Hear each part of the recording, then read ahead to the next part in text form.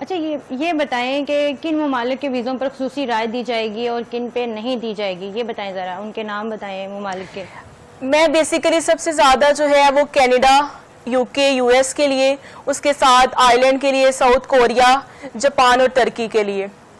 अच्छा, ये डिस्काउंट जो आप दे रही हैं महदूद मुद्दत के लिए या बस आपने भी रमज़ान पैकेज, जैसे गवर्नमेंट पंजाब जो है रमज़ान पैकेज देती है, रमज़ान ऑफर्स देती हैं, आपने भी इसी तरह कोई रमज़ान ऑफर्स दे रही हैं आप?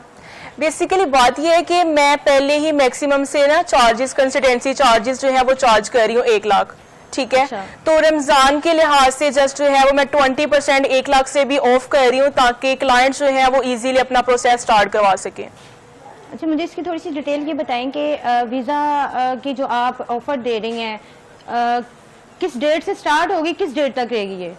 ये बेसिकली 1 रमज़ान से स्टार्ट हो रही है, ठीक है, और ये ईद तक रहेगी। उसके बाद जो है वो वही चार्जेस होंगे जो आम चार्जेस हैं।